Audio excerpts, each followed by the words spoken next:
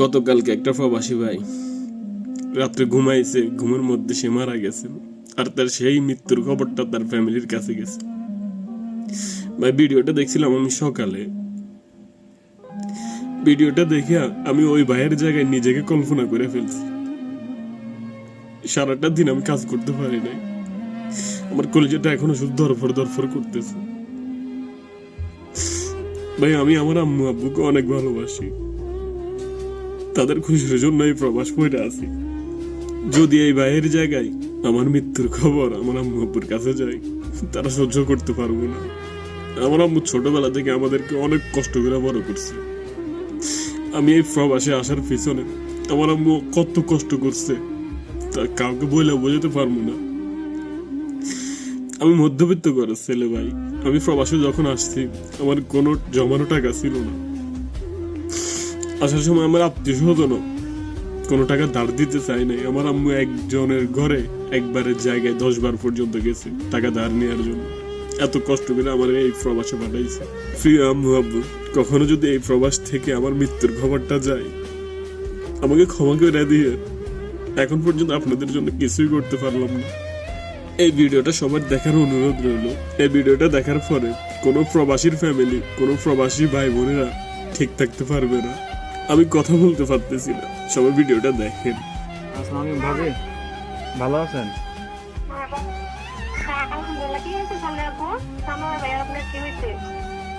খাওয়া দাওয়া খাইছেন আপনারা?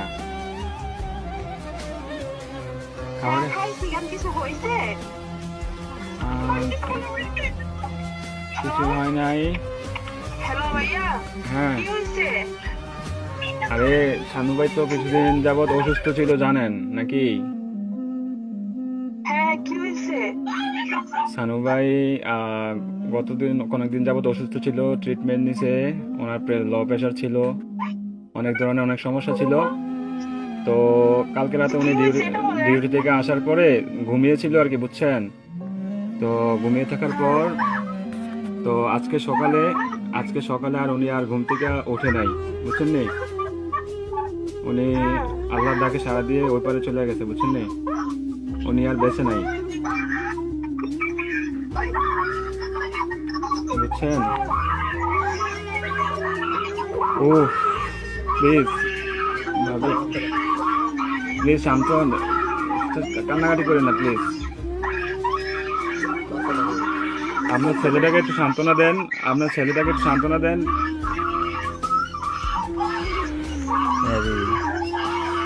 প্লিজ কান্না করেন না, সান্ত্বনা দেন। আপনার ছেলেটার একটু দেখতে বলেন।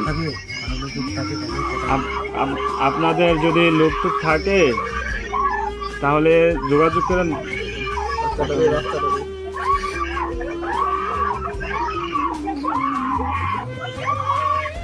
আল্লাহ,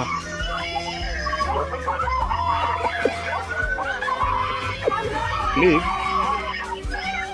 সবাই শান্ত হন, প্লিজ সবাই শান্ত হন, প্লিজ।